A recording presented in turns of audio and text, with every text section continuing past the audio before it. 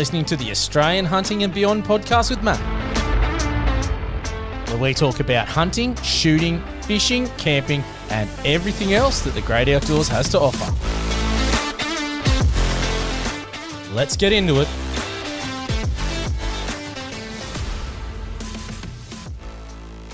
Okay, when you think about experience and advocacy, I have a name that always keeps popping up, and I'm super excited to have him on the podcast tonight. So, Brian Boyle, welcome to the show. Thank you for coming on.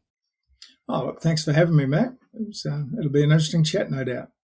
Yes, I've been really looking forward to it. And honestly, your name really does pop up a lot when people are talking about advocacy, especially around deer and whatnot. So I think a really good place to start would be, I guess, your background growing up, what you do, and I know there's a lot of experience, but just to give listeners a bit of an understanding of who you are.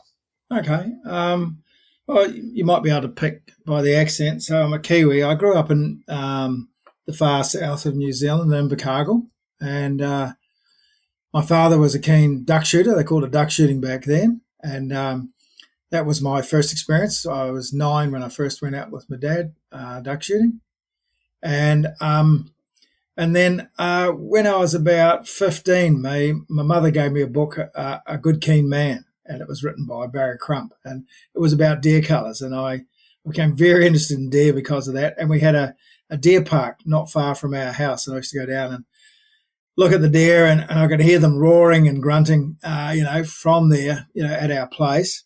As soon as I turned 16, I went to the police station and sat my gun licence, and my brother went out and bought me an old SMLE Smelly 303 cut down for $17 and handed it to me. It didn't have a scope on it.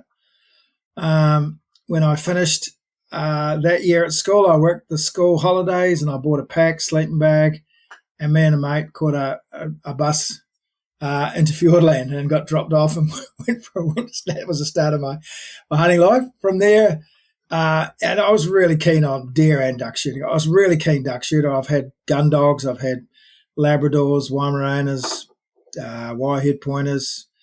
So I was a very keen bird hunter in New Zealand. I loved hunting quail in the riverbeds and geese and ducks. But, the deer thing took over. And I went to university and started a commerce degree. In 2 years, I realised accounting and economics wasn't my thing. So I broke my parents' heart. And I quit university and went off shearing and working in forestry and possuming. And after about 8 years of that, I was kind of getting married, and I thought I'd better get serious about stuff. So I actually wanted to do a landscape architecture degree, but I couldn't get into that. And on the back of that was this park ranger course at Lincoln University, and it was a very limited course, only 15 people intake a year. And I didn't get into it after the first round of interviews, but just before university started, a position came up and I accepted it, and that was the start of 3 years doing a Parks and Recreation diploma. It was then at Lincoln College, now Lincoln University. And while I was there, I was still pretty keen on hunting and introduced a few other mates, and we actually had a deer hunting club at Lincoln University. Like New Zealand, deer hunting is very normal. Universities have deer hunting clubs. I was involved with that. And then midway through that, I had to go out and do 6 months' work with the Forest Service as part of the diploma.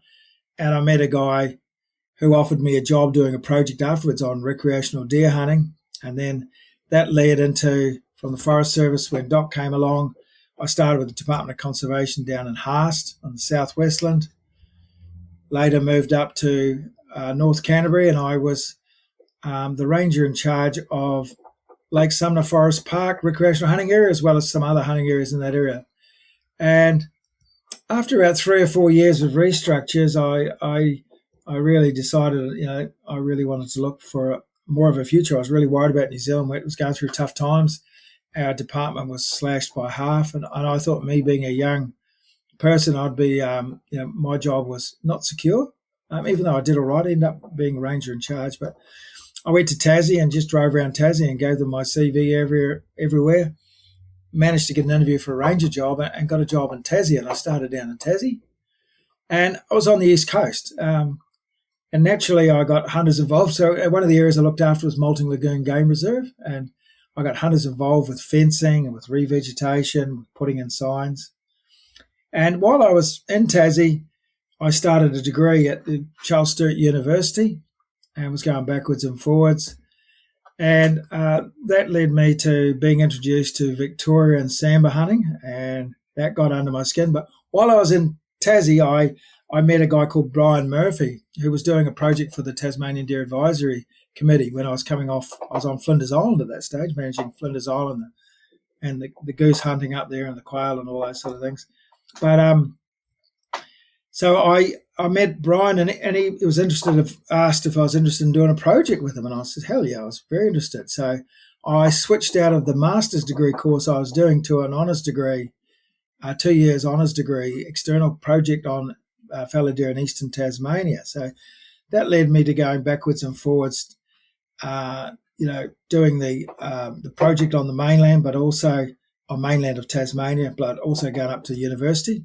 When I was at university, I met a guy called Dr. Johannes Bauer, and he realised when I was writing up my honours thesis that I was just a broke ranger in those days. We earned about $24,000 a year, and I was spending $4,000 a year and all my spare time on my uni course. So I was actually just living off roast chickens while I was up there, and actually sleeping under my desk in the honours room. And he realised that. And he says, look, his house was empty in Albury because he was actually in the process of moving up near Bathurst. So he lent me his house. So that was my introduction to him. And he had actually done a PhD in New Zealand on chamois. So he was from Germany, and we've become sort of lifelong friends since then. And that introduction, he actually met a guy called Robert Brown, who was working behind the scenes and put my name out with him. And when the Game Council, when the Game and Feral Animal Control Act came up, Robert Brown contacted me with a PD for the operations manager for the Game Council. And he says, do you know anybody who's interested? And I says, yeah, I know a few guys, but I'm not going to tell anyone. I want the job. And so I ended up having 2 interviews for the job. The first one was down in Victoria in Healesville, where I was the acting ranger in charge at that stage. And but the second interview was up in Sydney. But in the meantime, I'll tell you, I was working at Lake Eildon, and that had hunting, and I had a lot to do with hunters there and involved hunters in Lake Eildon National Park, and they actually got an award from Parks Victoria for building a campsite. And then I was the acting ranger in charge at Mansfield for a while, and as you know, the Alpine National Park has hunting. And I was on the Alpine Liaison Scientific Committee, Australian Alps, and trying to get deer research going then. But they says, no, we've got no problem with deer. And I go, wow, one day, this is back in 1996. I says, we should be researching them now. And that sort of came to fruition later when the population really took off. But anyway, going back to, I had that first interview with Robert Brown, and then I was up in Sydney looking at the Roosa Deer research project in Royal National Park, and they 2 people interviewed me again. That was David Leonhelm and Robert Borsak, and they interviewed me for about an hour. And then one of the last questions was, Robert says, when did you last go hunting? And I went, last night or yesterday, And he says, I says, yeah, I've actually got some Roosa in the boot, because I had the Parks Victoria vehicle, but I met up with a guy and he took me out Roosa hunting, and I shot 2 spikers and a nice 30-inch stack, and I had them all in the boot of my work car. And he said, bullshit. He walked out, I opened the boot, and he went, right, interview's over, come back to my place. And I got offered the job. So I came up as the ops manager for the Game Council. And then I was the CEO after 18 months, when I was acting CEO and then CEO. And I worked on getting the R licence system going in New South Wales. And that bubbled along for about 10 years until the shit hit the fan with the politics, and Barry O'Farrell canned the Game Council. So I went into emergency management then. It actually really affected my health. And physically, my ticker took a strain, and mentally I actually went through depression because of what I went through. But I came out of that. And I ended up under a very good boss for emergency management in DPI. And I was still hunting and all that. But I was working for emergency management doing various things. And I went back and forward the chance came up to help out a biosecurity operation in the Northern Territory. And so I went up there as ops manager for 2-3 week stints. And while I was doing that, the senior officers review came up and they flopped a redundancy package on my table, which was just too good to say no to. So that was about a year after I'd finished at the Game Council. I took a redundancy, and I thought, shit, what am I going to do now? I'll probably do a lot of hunting. I was in my late 50s. I thought maybe I'll just get a job at Bunnings. And about 3 weeks after that, my former boss left DPI in New South Wales and went to the Territory. And he was the state coordinator for this big biosecurity operation. He says, look, got this job. Would you be interested in an interview? And I was actually down on Sunday Island with my brother, showing my brother around Sunday Island. He was over from New Zealand. And the interview was Friday. They said, can you do an interview on Friday? I went, yep. So I rang up 10 o'clock on Friday. And they went, we've got 3 people here. We like your CV. Kevin knows you. Can you be here by Tuesday? And I went, shit, that's a bit of a challenge. But so I said to my brother, I'm going to have to leave the island early. I'll drop you off at the train. And he was going to go back to Melbourne. He lives in New Zealand, but he was going to muck around with the son. And I drove from Sunday Island in Victoria up to Orange, grabbed enough clothes and what I thought was for a 7-month contract, and drove up to the Northern Territory. And I was there on the Tuesday afternoon for the briefing. So it was a long drive, but I got there. Soon after I arrived in the Territory, some ADA guys knew I'd arrived and invited me along to the ADA branch, and also asked a few weeks later, because I can't remember his name. He was a lovely old fella. The president was about 80, and he said, would you mind taking over as the president? And I went, oh, yeah, okay, I'll do that. And then that also meant going to be part of the Northern Territory Firearms Council. And I went along to the Northern Territory Firearms Council, and they knew about my background. So I immediately went on to the board, one of the 5 board members of the NT Firearms Council, and also became their councillor in charge of public land hunting. And they were developing or negotiating with government and parks to open up an area of Litchfield National Park at that stage for a program they were going to call the Backcountry Hunting Program. And I went, well, look, I did this in New South Wales. So I talked to the parkies, and once they realised my background, and so I got permission from New South Wales to use the R licence system, the hunter education, but I just reworded it for the NT and included things like, dangers around crocodiles and heat and stuff like that, and snakes up there and all that sort of stuff, but mainly around crocodiles and heat. And then got that through, negotiated an MOU with them, and 3 or 4 months later, we were standing proudly behind the Chief Minister with a copy of the handbook when he announced it started. And it was after having gone through all of the trouble, it took us 3 years to get into public land in New South Wales, and the unions and every bastard was fighting against us. But the government actually, back in that days, it was a Labor government, really wanted to do it. And so they ended up, bringing those departments into line. It was totally different with the NT parks. When I went out to see the parkies out at Litchfield, young ranger came out to see me, and he's from South Africa. And he came out and shook my hand. He said, I'm so excited about having hunting at the park. And I went, shit, this is different. And then they says, look, do you want to go in for a weekend? And it was myself and another guy had really helped develop it, Tony. And they said, we'll give you a permit. I went, oh, yeah, we'll go for a look. And he says, do you want to shoot? And I said, oh, shit, yeah. So they said, oh, we'll give you a permit to go hunting. So Tony and I went in there, had a look around, decided where the campsites would be, shot a couple of buffalo and a few pigs, and drew up the maps for parks and where the campsites would be. And we got the NT Backcountry Hunting Program. Now, Tony was still very busy doing a lot of his survey work, working, all across the NT. So I ended up doing a fair bit of the running and actually doing the testing for the R licence.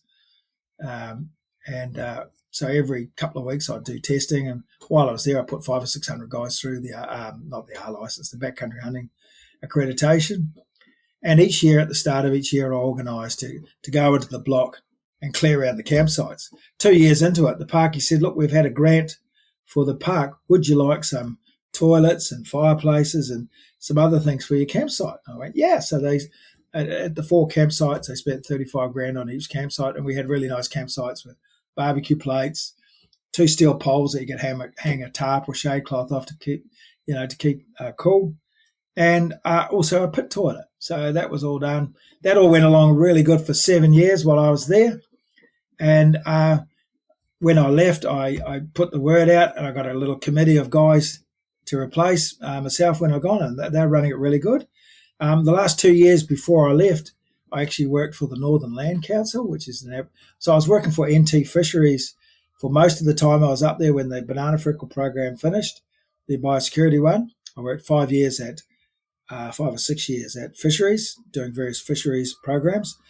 And then I worked for the NLC running Aboriginal programs from Aboriginal ranges from Doomadgee in Queensland through to Kununurra, all through that way there. And I saw some really good country and hunted a little bit on country with them and had a lot of fun. So I was pulling up into Borroloola one day, and I get this call from Robert Borsak, said he had this job in Parliament, and would I be interested? Oh, yeah, I'll be interested. Send me the PD. And I rang my wife, and we'd been up there 10 years then, and we were thinking about moving back the following year anyway. She said, yeah, go for it. So I sent him a CV, and 2 weeks later I was on a plane coming down for the last sitting of Parliament before the election. And I've been working for Robert ever since in the office of Robert Borsak, Citizen Fishing and Farmers Party, and back here in New South Wales. I live on Lake Macquarie. That's my dog barking in the background there. I look out on the lake where you can catch fish, and I look out on the hills that have sambar, fallow and reds, and I think, I've just landed in heaven. And I'm part of the ADA branch down here. We've got a great little branch, about 270 members now. And I'm still a member of Sunday Island. I'm a member of Para Park Cooperative as well. And just another sideline, I've been for about the last 4 years, I've been on the Blonde Bay Hog Deer Advisory Committee, helping manage the Blonde Bay ballot and all that stuff that gets involved. And amongst that, I was on the ADA National Board. I helped develop the Deer Management Program and the Deer Management Initiative, which has been pushed out all around the country. I think that's about it. In the meantime, I'm really interested in research, because we have this battle with various groups like the Invasive Species Council and all these national parks and all the green groups. So I really believe in science. So I'm trying to get science involved, or get hunting clubs or groups to fund scientists to actually find out what's really happening out there. Close that. So. Oh, sorry, mate. That introduction always goes on too long, doesn't it? Yeah.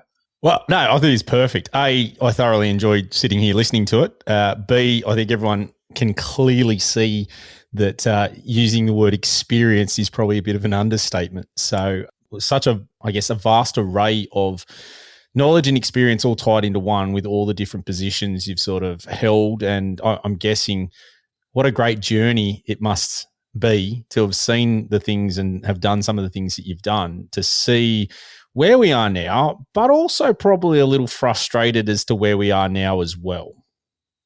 Yeah, look, it's been a real journey. Like in every state, it's been interesting. Like when I chose deer for research projects, either in New Zealand or even in Tasmania and up in New South, people go, why don't you study native animals? And I go, because I'm interested in deer. My mother gave me a good quote one time. She says, find something you love, and then find someone who will pay you to do it, and you'll never work a day in your life. And that's really what happened. When I was rangering, I had a ball where I worked. I really did. I moved to places where I wanted to hunt. I moved to Tasmania because the only place in Australia I knew had deer and trout. And then when I found out about Victoria, I moved to Lake Eildon, and that had a hunting area. And in the meantime, I was doing pest management stuff, and it's been really interesting to watch it. Like there really was a push there really was resistance to opening up state forests. You've got no idea the resistance that we met. And it took 2 years of really hard slog to get that open. And that was on behalf of all of the staff at the Game Council at the time, and Robert Borsak especially. He was retired at the time and chairman of the Game Council when Robert Brown went into Parliament. He was in there week after week with me talking to the ministers about the problems and the issues until they actually assigned a special person from the minister's office to work with us and go around and actually kick the Forest Service into line back then. And then they came on board, and then we had this really good development of the Game Council. We were always controversial. We were always getting hammered by the leftist press, the Sydney Morning Herald, ABC, the amount of shit I put up with those guys. And they're still biased. And then the Invasive Species Council came on board and just campaigned against us. And they still are campaigning against hunting. Because they're just a lefty greenie group, masquerading as something else. But there's this whole Green Alliance, and then when we actually got canned, it was really tough on everyone. It was a bad thing, but it was also a good thing because then the game management unit was brought within Department of Primary Industries and became part of that department, even though it changed from the Advocacy, Extension and Education group that had been the Game Council, and it became a compliance group because that's what the government wanted. It actually brought it within the department and then had support of the department within it. And then it went so far, but now Robert is working on this conservation hunting bill, and this Labor government is actually behind the idea of conservation hunting, involving hunters more in hunting, being used as a management tool to help control things like pigs and deer and whatever. They see that benefit. They really do. The great disappointment has been the Premier's response to the Bondi terrorist attack and his knee-jerk reaction and his total lack of real consultation. Really disappointed in that guy. I used to like him. I just think he just did the political thing. And it's playing out in other states that they're not going to jump the same way that he did. He just jumped so much he wanted to out WA with their stupid laws over there. So very disappointed in that. But the good thing is the conservation hunting bill that Robert's been working on, I've been helping him with it for the last 2 years, still on the books.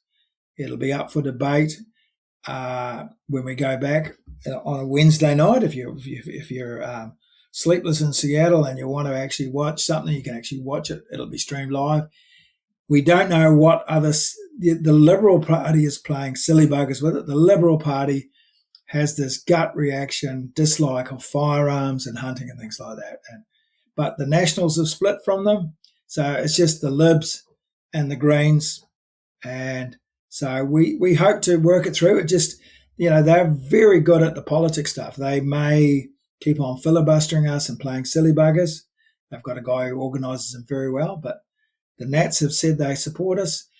The great thing now is New South Wales farmers for the first time has come out in support of this. So they know that the pig problem is that big.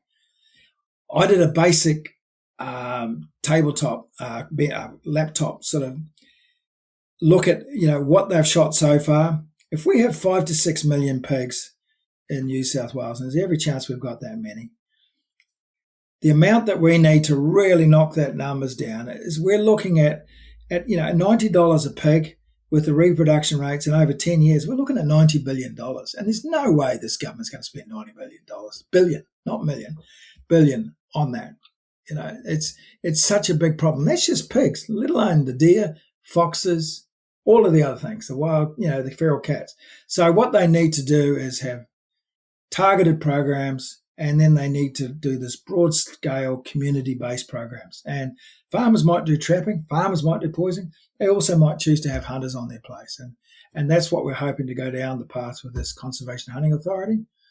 Or the government will push the new Game and Pest Advisory Board, which is currently being advertised for and is in the process of being interviewed for. So, there's hope on the horizon. This government does see the benefit of that, and so does the Nats. It's just, the Greens have just don't like anything to do with us. They just want things gone. They're happy to poison. They don't care, or fly around in helicopters. And the Liberals just have this visceral reaction towards hunting and shooting and firearms. So that's what we're working with. I agree with pretty much everything you just said there, because I actually thought Chris Minns was pretty good up until this knee-jerk reaction. I thought he had a bit thicker skin and a bit more conviction rather than just being sort of the typical politician that we see bowing down to pressure, whether it be from the media, whether it definitely be from like the invasive species or the Greens. And that is significantly disappointing. Yeah. I've never been a big fan of either major party because I think it's the same, cut from the same cloth. And what I do sort of hope, and I know it's at a federal level, but with Angus Taylor have taken over the reins, I don't know if there's going to be too much change because it is still the party and the party rhetoric. As you just said, they're against guns, and that was pretty clear from what John Howard did. The only thing that I sort of have a little bit of hope on is that he's my local member.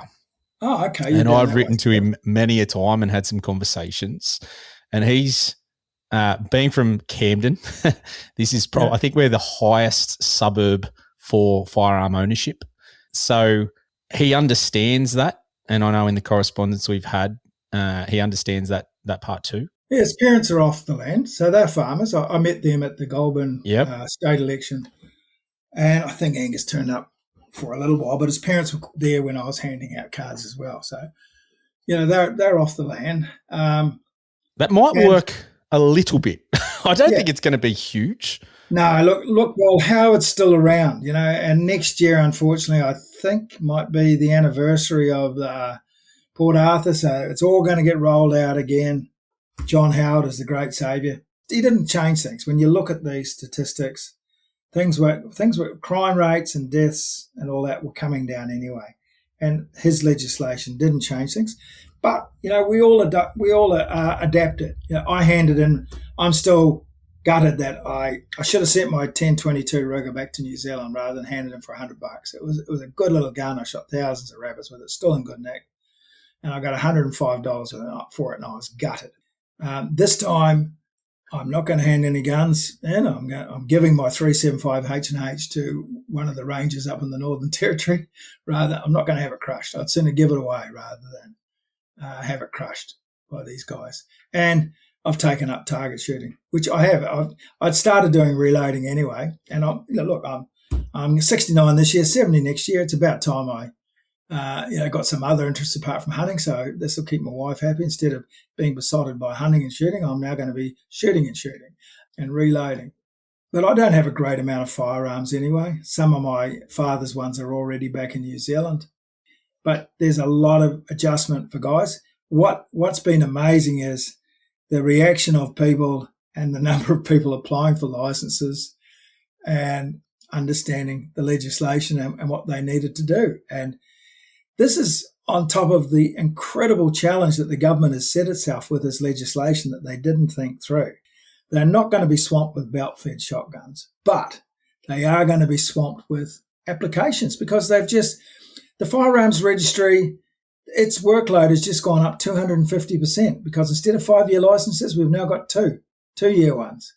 And they're going to be looking through them more. So the workload is going to be huge. So it's going to be very interesting at budget estimates. So this is where the politicians get to question the various departmental heads and politicians. That's coming up in the next few weeks in Parliament. And I can tell you the Shooters, Fishers and Farmers Party will be very interested in how they work this out and what sort of modelling they're doing for the influx of licenses, the work that's going to be involved, and also whether there's going to be any real and meaningful consultation about the regulations, which have got to come in sometime this year, if they're going to enable that act in any way. So there's a lot of work to be done yet. Oh yeah, and that's something. It really interests me to see how this is going to play out, because I think just the buyback itself is going to be extremely costly, and I don't think it's probably going to be as effective, because you touched on it there. Licenses applications have already soared, and I think it makes sense. Most people are just going to get a family member or someone else into the sport. They're going to get their license, and then they're going to be able to have those firearms. And I think they've actually done a disservice, if anything, by this knee-jerk reaction, that I don't actually think it's going to really diminish firearms ownership anyway. I think it's actually going to definitely increase it significantly. The only concern I have is that the poor dealers at the moment, I know they're doing it tough. I know customs are not releasing things because they're still trying to work their way through all this crap. There's no support packages for dealers like they did to the Bondi coffee shops. That's a big concern for me. And I almost would love to see dealers as a group and a whole turn around and stop doing a lot of what they do and put the pressure back on the government to let the police pick it up. Because, you know, without getting into depth on what they do, the actual registry process and the paperwork side of things and all that rigmarole, I do feel that it's a bargaining sort of chip to put the pressure back on the government with it. And as you said, I think you're right. There is the firearm registry, after what has happened with Bondi, which, you know, I think everybody is comfortable in saying that there's been a massive failure from multiple departments. They've got to be resourced significantly more. Where's that money coming from? We are in high levels of inflation with this government. It doesn't look good when you start to look at such a multifaceted issue across the board, not just honed in on firearms itself, but it starts to spread out, that ripple effect going all the way out. Yeah, look, it's a real challenge. I've been around some shops and they are doing it hard. I've been trying to buy something every time I go in, you know, so, you know, some small thing but it's been the reverse. You know, there's been an explosion of interest in shooting. There was another young fellow. I was in one of my local shops, the Armory here in Newcastle, and another young fellow getting his license, lining up a firearm. It hasn't put them off, mate. It, our hunting, the ADA Hunter Valley branch, you know, we had 30 new members turn up at our last meeting. Like, we've gone from 250 to 275 in a month. You know, it's got since you know, the government did this. So it's been a real stimulus. This time, you know, people are used to the system, but everyone knows what Minns did was completely unfair and was not targeting the real issue to do with the Bondi massacre. Everyone knows it, and no one's being fooled. But, and this is a big but, he gets a standing ovation when he goes to Bondi. He got a standing ovation for 5 minutes when the Israel Premier was there. So as far as he's concerned, he pushed the right buttons because he had to be seen to be doing something, and that something was firearms, because there's no way he's going to use the I or the M word when there's heaps of his MPs and ministers have up to 50% of their constituents belong to that religion. That's all there is to it. And they're not going to go down that path. And he played the politics game. I mean, I thought the worst possible thing that he did was when he stood up with the Alana and Madeleine Foundation and the Gun Control Australia Alliance, or whatever they were, a couple of people from Victoria, no knowledge whatsoever about firearms legislation. It's all about grief to do with what happened down in Port Arthur. Sure, they're experts in grief, but it was pure grandstanding for what he did. And it was pure shafting of good licensed people. And since that massacre, there's still been shootings in Western Sydney. There's been that triple murder out at Kajalako. They haven't got control of the illegal firearms. All they're doing is punishing the legal people. And every person knows that.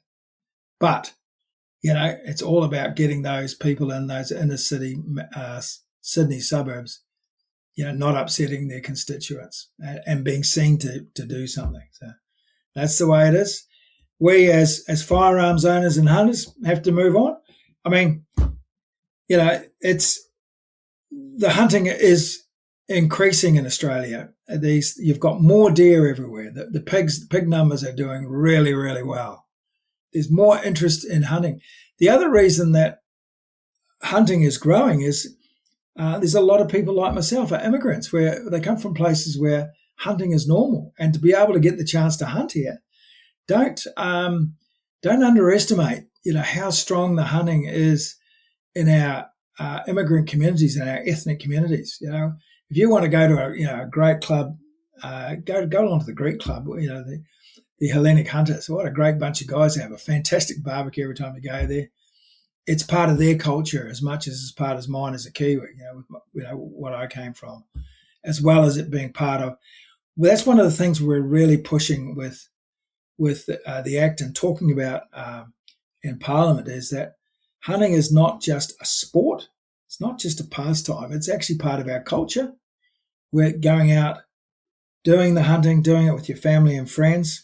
I've got my grandson coming out with me now, with me and my son-in-law. And it's also bringing back and enjoying the food that we get, and that's a big part of it. And recently we had the ADA actually hosted a meal in the Hunter Valley, and we actually invited 3 politicians along, and that caused quite a stir. And it was my idea for a start to invite one of them, because he's sponsoring the Conservation Hunting Bill in the Lower House, and then they decided to invite the federal member and also the Shooters, Fishers and Farming Party member. And this is all before Bondi happened. And quite a few people with very little political nous and lots of quite opinionated go, "Oh, what'd you do this for? ADA's a terror." No, it's about engaging these guys and bringing them with us. And the meal was fantastic, mate. It was 7 courses paired with wines, and the food, like the venison, the way he did it, all these different ways, and what he paired with it, and the way he explained it, and like the chef was, just so excited about it. My wife, who's absolutely sick of eating venison for after 30 or 40 years, just absolutely loved it. She goes, "You never cook like this." And I go, "I'm not a Michelin star bloody chef." I just, so it was a fantastic night. The politicians enjoyed it. Some of the members there were, a little bit miffed that these guys were there, what happened, but it's about keeping that engagement.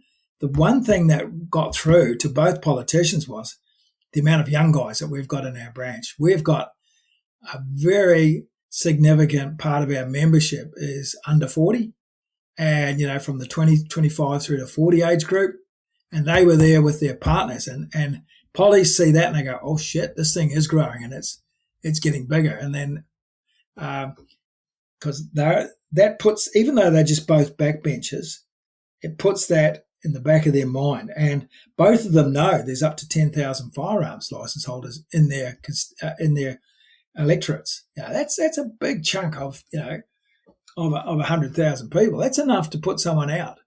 So they know it's important that they understand hunting and understand shooting.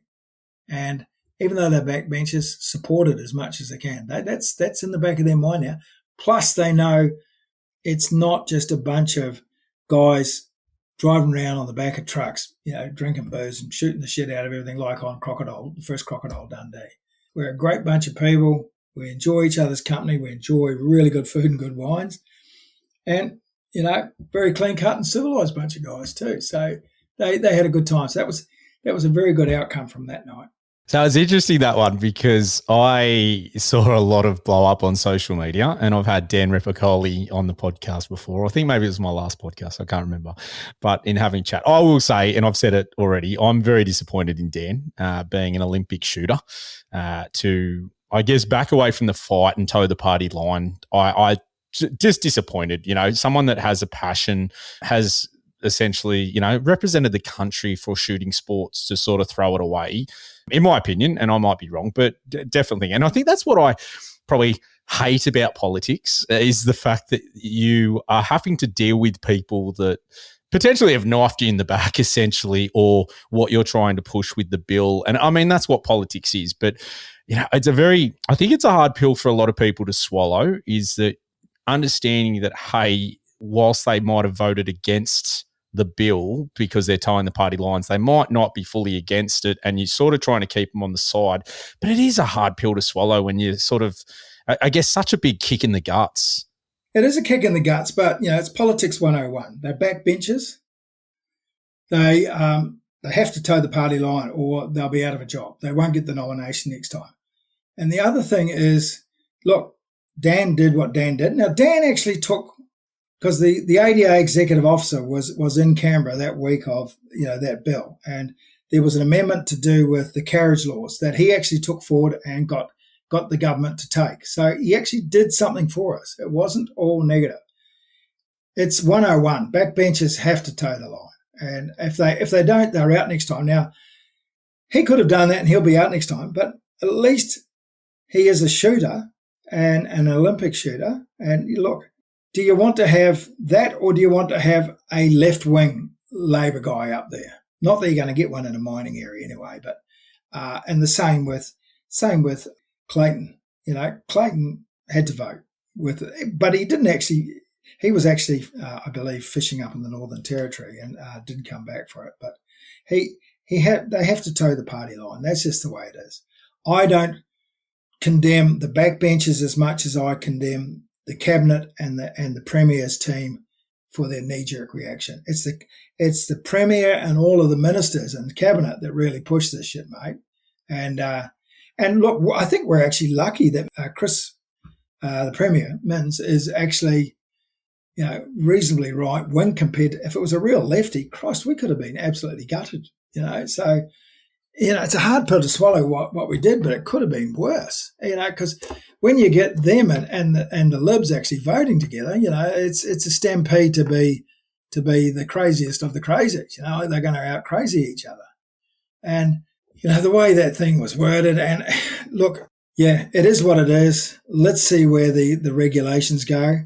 The main thing we've got to do as shooters is maintain that anger until 2027 election and make sure that you align with a party. Now, obviously, I think the only party in New South Wales, and I know this from working in there, the only one that represents hunters, shooters, day in, day out, are the two Shooters Party guys.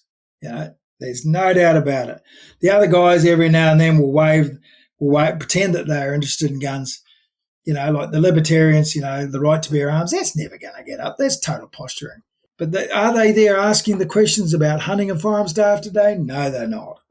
Are the former Pauline Hanson One Nation, those two members, are they there day in, day out? No, they're not. So all I say is you can vote wherever you want, but realise that there's one party that represents you, and if we didn't have the Shooters Party guys in there, we would be totally screwed. There's no doubt about that. And the other thing is to keep putting pressure on your local member and your any candidates to make sure that they say they're pro-gun, so you can hold that to them if they do get elected. Because who knows what's going to happen. It looks like Labor will get back in because the Liberals are in a bit of disarray. Who knows what Angus Taylor will do, and maybe the Liberals will actually become a Liberal Party again instead of a watered-down version that's trying to compete with the left because they're scared of losing those teal seats. So all I say is, keep that rage. If you really want to do good, join the Shooters Party. The biggest thing you can actually do is go and hand out your how to vote cards on election day or that week. If you really care about shooting and hunting, spend at least the Saturday handing out. And if you can't be bothered doing that, don't tell me you're a keen hunter and shooter, because you're not. If you can't do one day in 4 years, I have to say f*** off. There's nothing else to say for it, but you've got to just go away. But and it doesn't have to be for the party that I support and I'm part of. Get involved with your party and really push the shooting line if you don't want to be part of the Shooters, Fish and Farmer Party, which is the best one. But really push your line and then get out there on the day and make sure you do those how to vote cards, but make sure it's the how to vote is expressing the way that hopefully will look after. For me, outside of my family, work is still really important, but hunting and shooting is the next most important thing to me. It really is. It's something I've done for the last 53 years, and it's core to what I and I hope I've got a few more years in me to go, what I do. And it's, I do not want to see my grandkids lose the right to own firearms. I really want that, because we've got so many good opportunities here in Australia for hunting, and if you want to pop across the ditch. Yeah, look, I agree pretty much with all that. I think it's important, and I think, as you said, the shooter farmer fish should represent shooters the vast majority. I have said on the podcast, and I won't shy away from it, and I've had Junior on here and spoken about the same sort of thing, is that the shooters party only has the 2 seats. I think that's, when you look at it from a power perspective, that sort of is, I guess, is not a great thing. I'd love to have either more. I'm very interested to see what happens federally, because the swing with One Nation, I am sort of hopeful, because personally, and I've said it previously many times, I feel that the 2 major parties are cut from the same cloth, and you're getting just a different colour, but the same sort of stuff. And I think the country would benefit from something new, because what we've done previously has not worked either side. And I think that's a significant thing. But again, it's so hard, because there's so many people that would bring up really good points, saying that if you put in One Nation, that they're very young and inexperienced, could they do it? But I sort of say, well, look at where we are with all the experienced people. So it's a really interesting, I mean, that's one thing I enjoy about politics, is seeing how it all plays out. The One Nation thing is a reaction to the wokeism. People are just sick of wokeism, the way it's driving this country. That's a reaction to that. Wokeism is just, and also, what's starting to fail. This multiculturalism is good, but if you come to another country and you hate that culture, that's not multiculturalism. There's a prime problem with that. I'm still a Kiwi at heart, but I'm Australian. I've been here since 1990, living permanently now, and my heart is in this country, and I can't believe how lucky I'm here, and my kids are here. I still love going back to New Zealand. I've got family there. I've got family here as well. But yeah, I think it's a real pushback. What we're seeing is a reaction similar to the US with Trump. It's people are sick of this extreme leftist stuff being pushed down our throats. And people, the government being run by the lefties, 12% of the Greens and those 4 or 5 Teal seats shouldn't be running the country agenda. But it is, because they need their votes. So I'm hopeful with you as well that there'll be a real adjustment back to, it doesn't have to be to the right, just to the centre, instead of this leftist crap that we've had jammed down our throats for so long. I think it's sensible stuff. I don't think, that's probably the worst thing I feel about politics, is that it's always got to be this left and right, and it's like a competition to go either far right or far left, or, and then even, we're going to lose seats, we better do this. And this is the big one I've always said, is I like the idea that firearms ownership is growing, because the more numbers is that we sit there and go, that's votes. Politicians say they make decisions what's best for the country. They don't. They make decisions on what's best to keep them in power and keep their job. It's a popularity contest.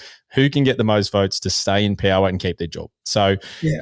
And what's on the front page of the Sydney Morning Herald and the Gay BC? So that issue of trying to keep those votes, and that's where that power is of those people doing it.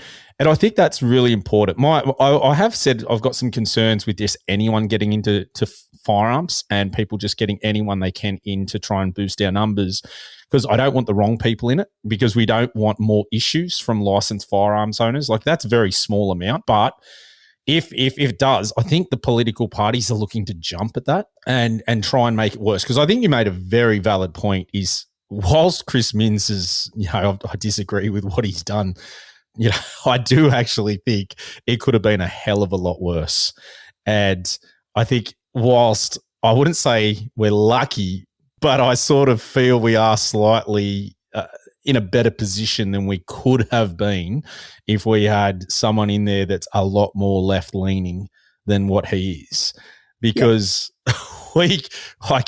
I know people are upset and jumping up and down, and I get it, don't get me wrong, but I've always been a target shooter. So like 10 firearms, I think that's, for me, I think I'll only ever have about that anyway. I know people have had more and they're upset, and I get it, completely understand. But it could have been a hell of a lot worse that we had 2. Or not even that. Even, there was calls at one stage for anyone in Sydney not to have a firearm at all. Oh, that was the head of the Kelly Sloan, the head of the Liberal Party. She just splattered that off. She's a relatively inexperienced politician, from that suburb just down south of Bondi there. Nice lady. I've talked to her a couple of times walking into work before she became leader of the opposition. But no, she was just talking out her ass, basically, with very little experience, very little knowledge.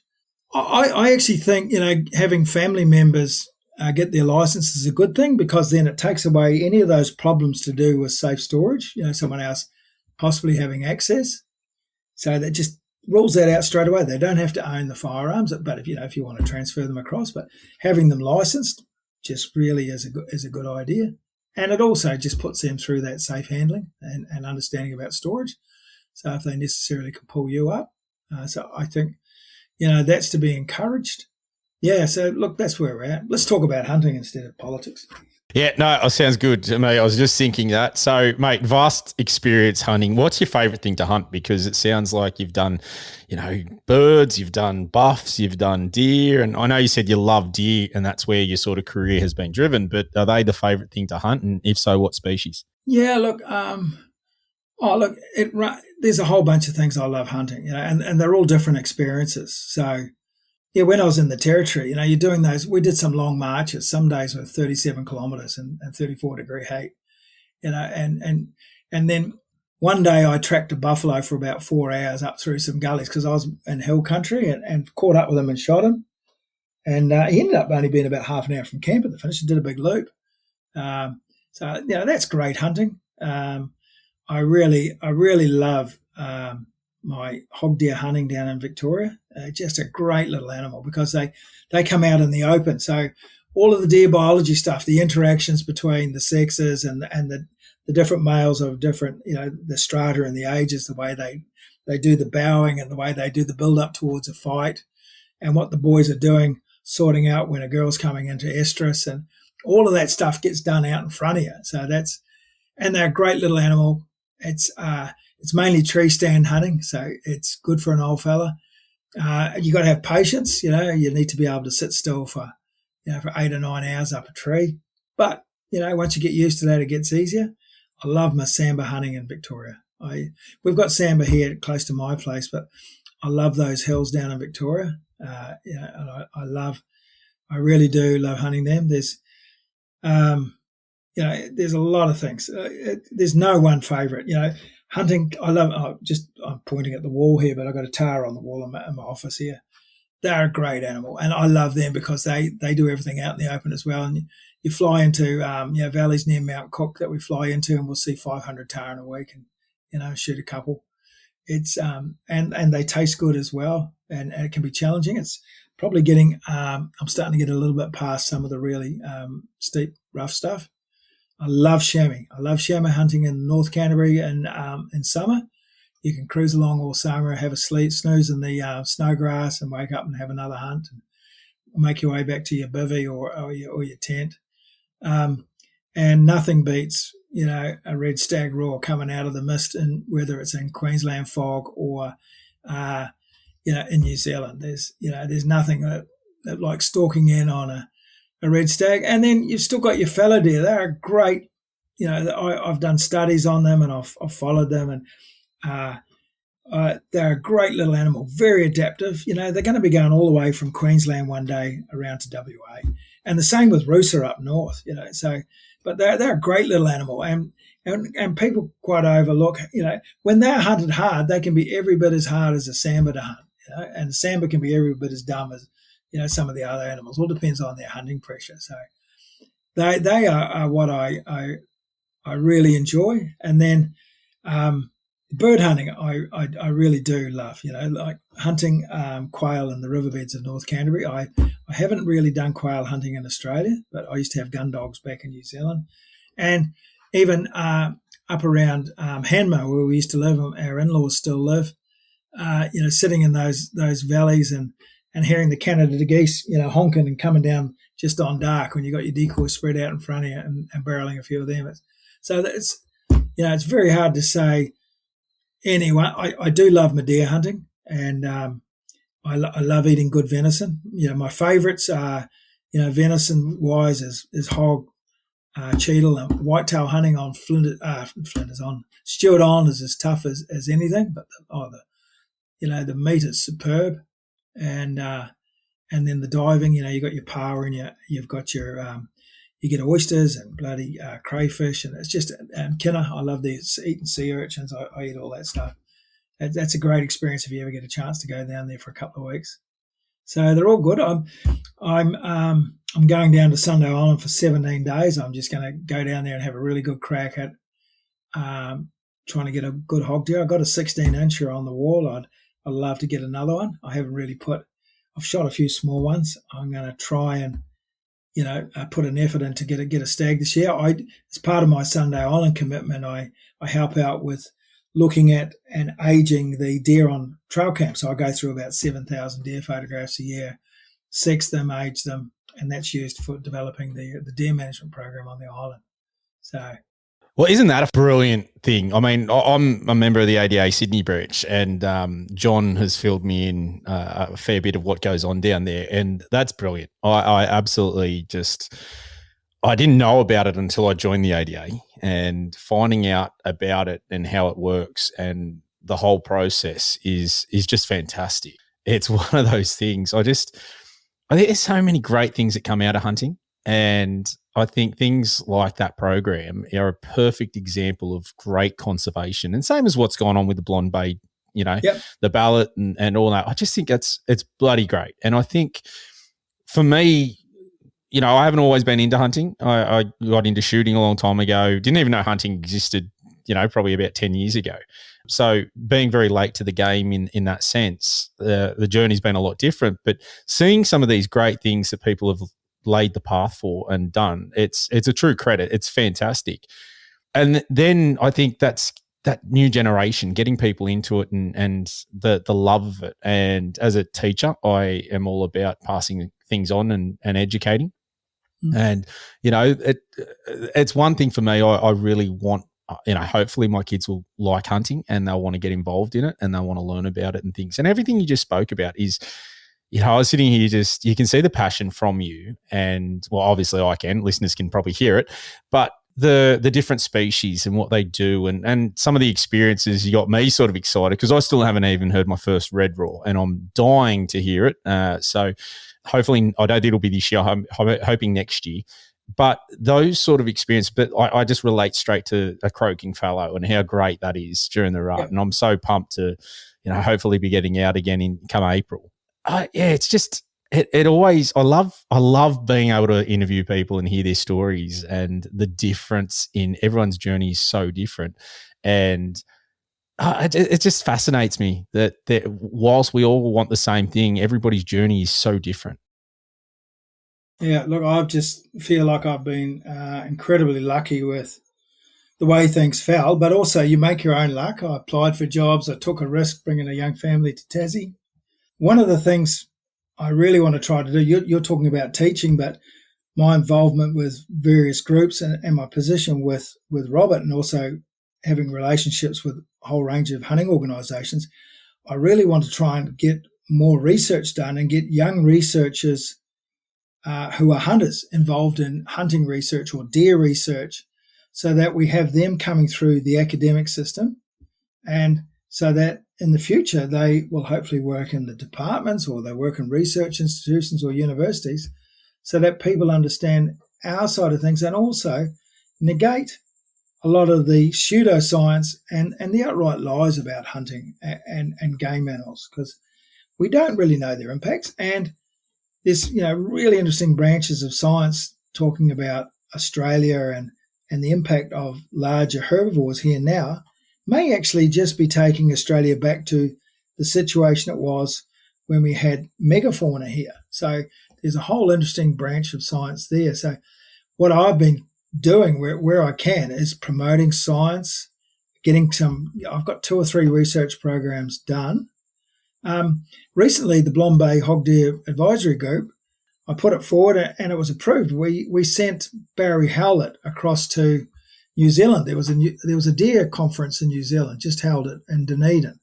And he actually gave a couple of presentations, one on Sunday Island and one on the Blonde Bay Hog Deer Advisory Group. But also, in that 2 weeks while he was there, he went and had a look at the Wapiti Foundation, what they're doing in the Wapiti block. And he was rubbing shoulders and meeting researchers and meeting deer managers all over the world. And that experience Barry will bring back to SSAA Victoria. He's a member of ADA and also Parapark and Blonde Bay. Will be invaluable. Like, he is a really smart, up-and-coming young guy who's young. He's probably in the 40s. He's got a law degree now.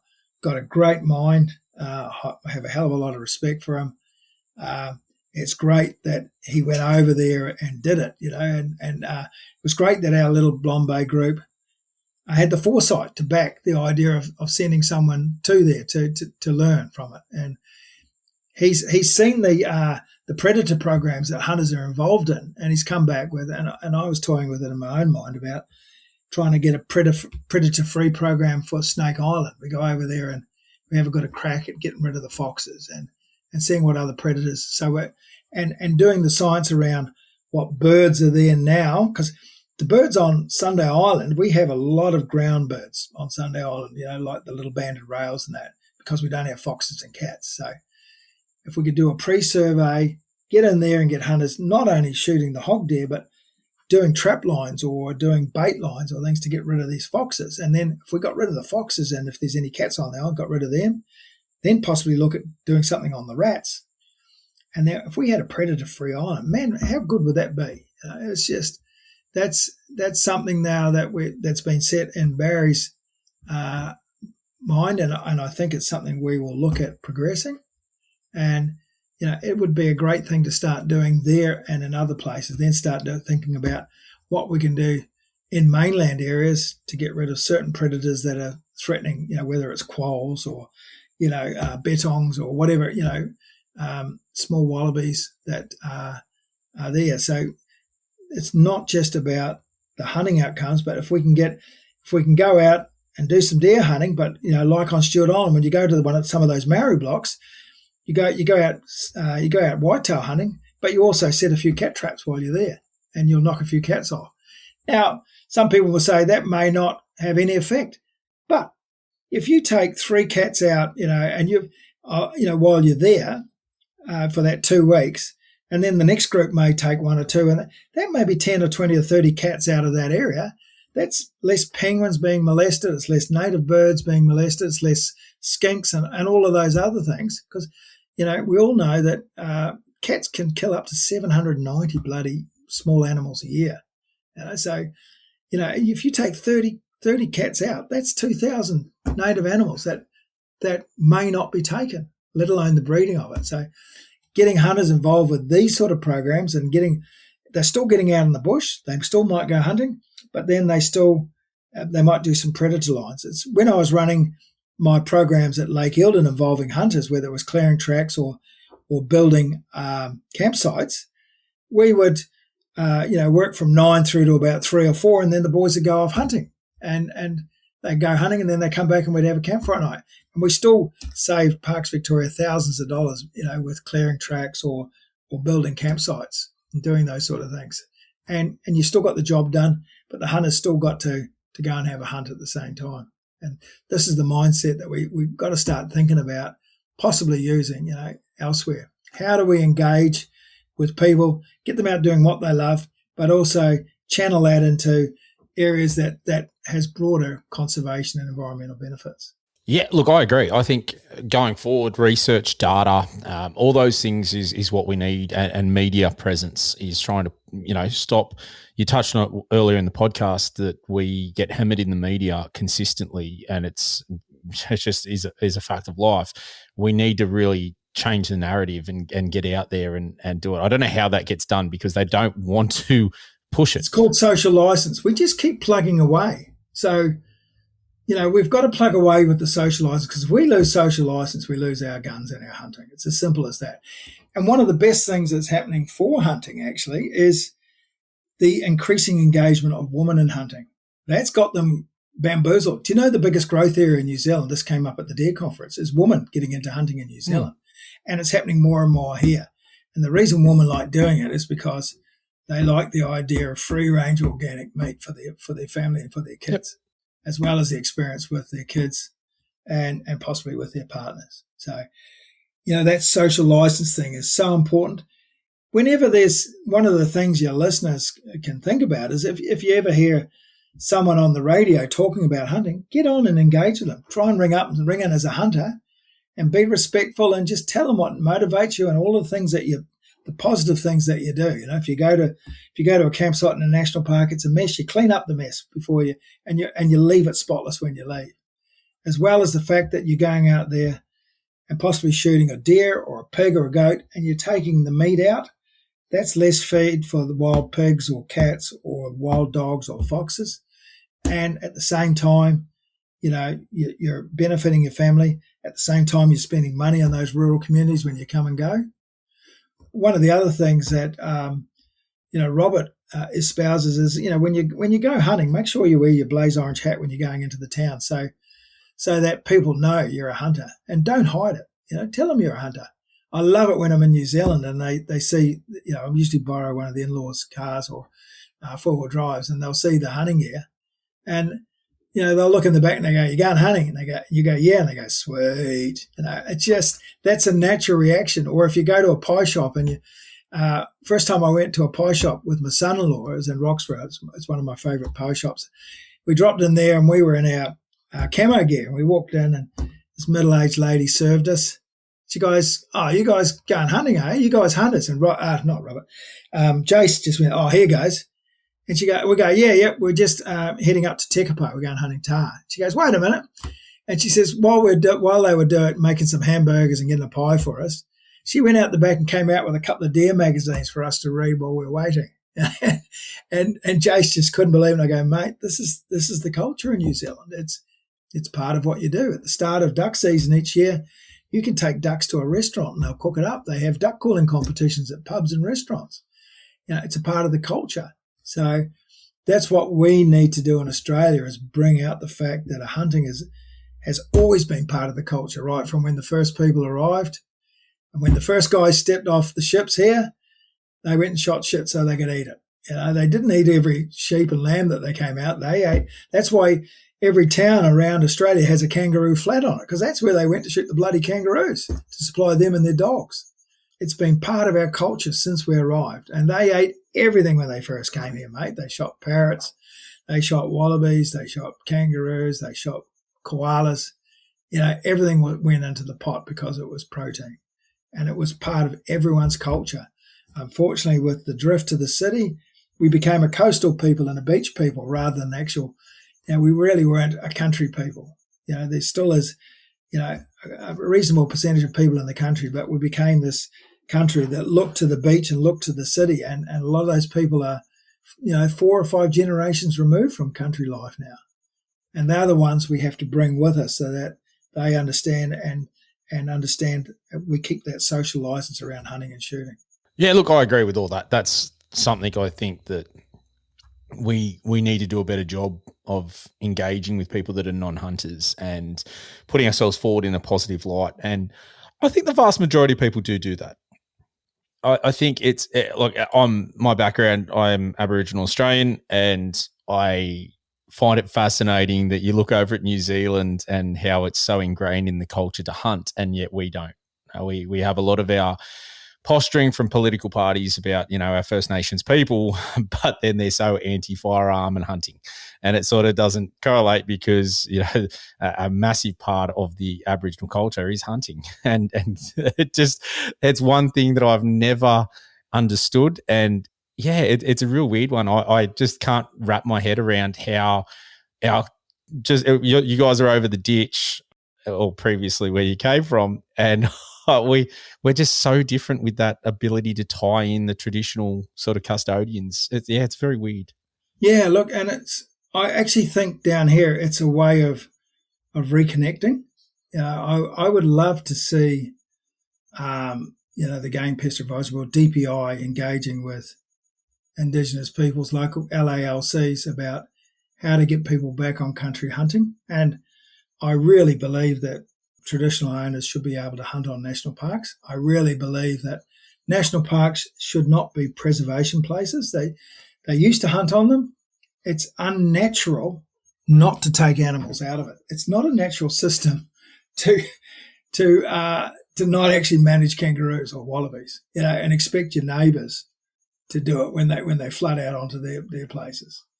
So that's one thing I really, having seen what goes on in the territory, it is just something that they do. If you drive around, in East Arnhem or Arnhem Land or anywhere with guys, everything. If a goanna goes across the road, or they see a turtle, they grab it. It's going to be eaten. That's just the way it is. They'll pick up a rock and smack it. Or, they hunt dugongs. They still hunt dugongs up there. They still hunt turtle. They hunt kangaroo. Some of the guys out near Nhulunbuy, they love their emus that are out there.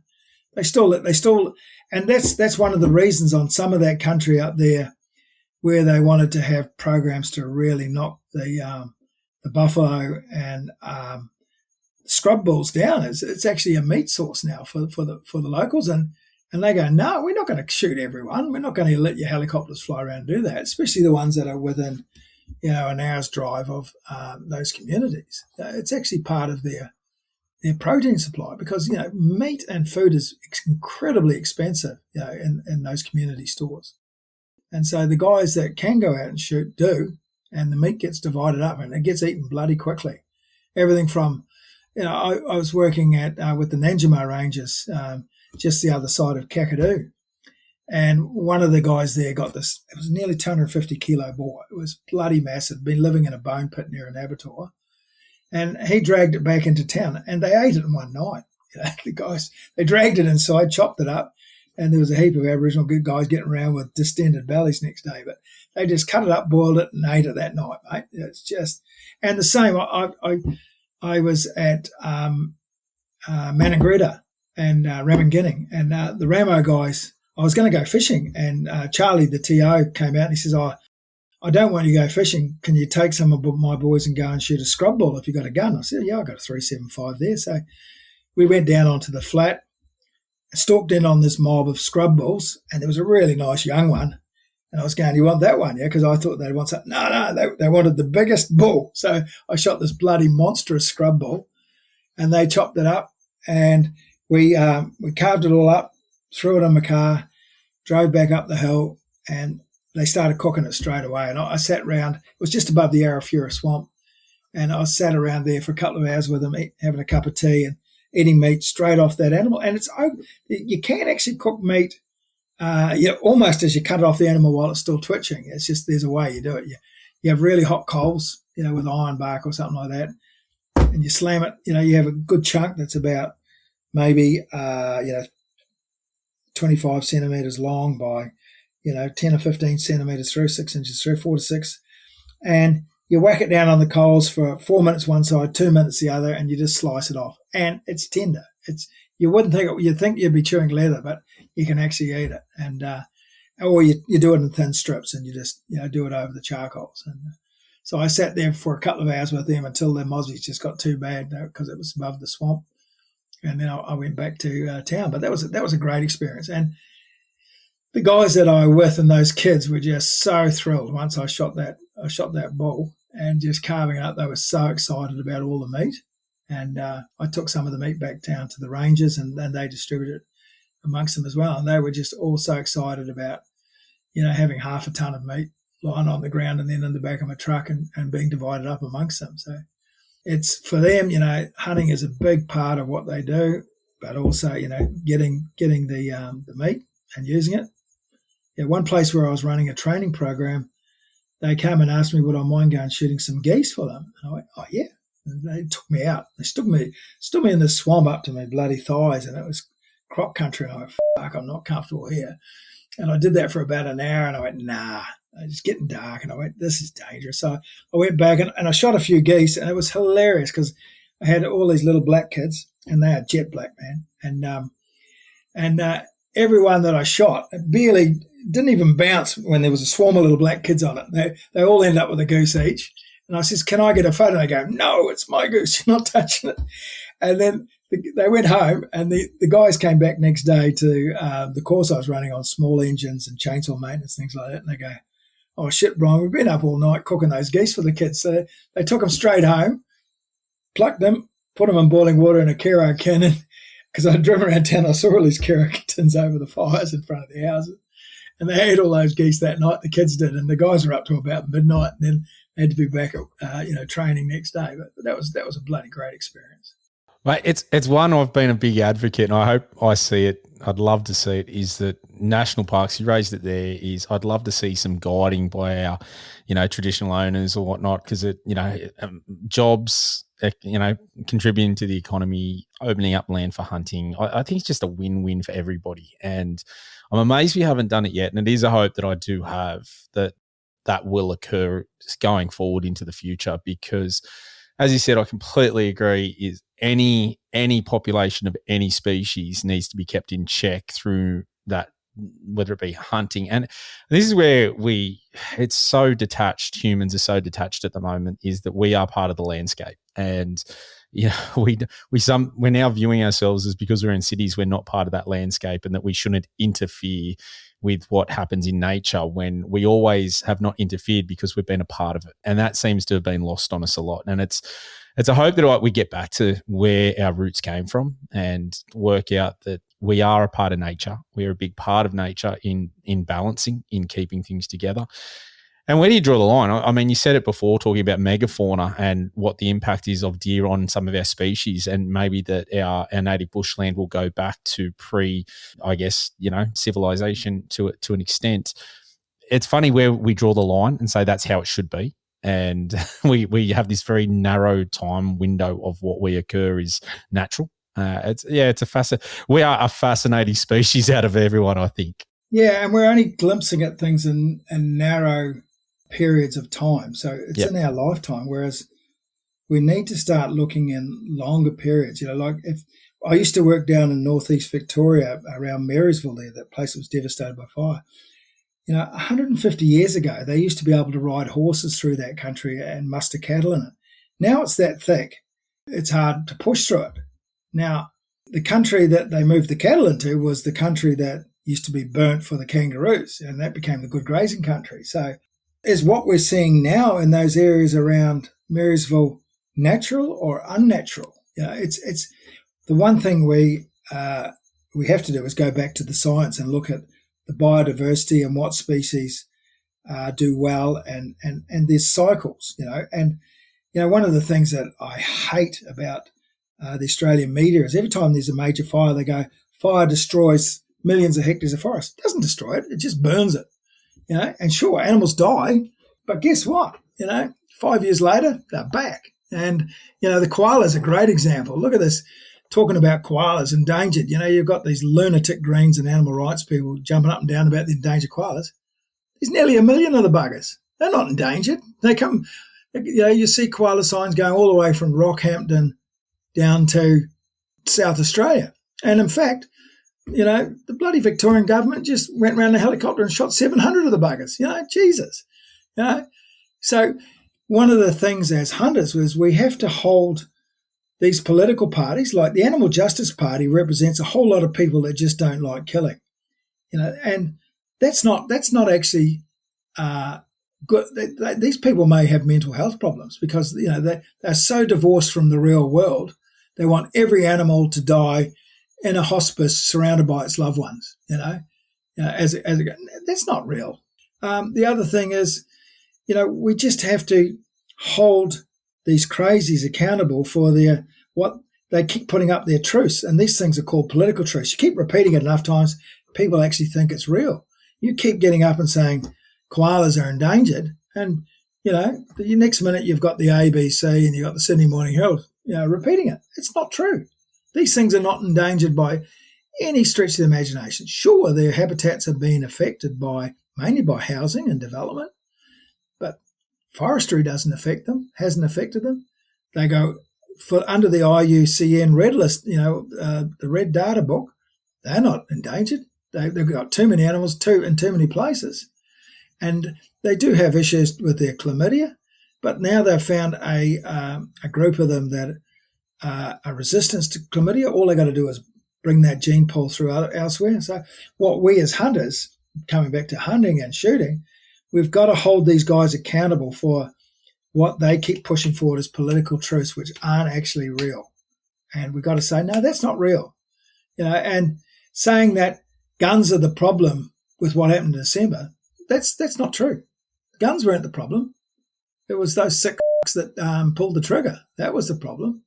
And what actually triggered those guys, to actually take that stance, was it the 2 years of, marching on the bridge, screaming, those various things that they screamed and waving those various flags? Was that what triggered them? But it certainly wasn't you and me and the guns that I've got in my gun cabinet that are the problem. So that's the thing we have to keep working on and keep holding these guys accountable for. And any of your listeners out there, if you're coming up, we're a year away from the next election. If you're a local member or if you're in your electorate, they're having one of those nights, go along and ask them about it and hold them accountable for if they voted for it. Why did you vote for this? What were your thoughts? It was obvious that it was just a knee-jerk reaction to keep the media and keep certain electorates. It wasn't based in actual reality.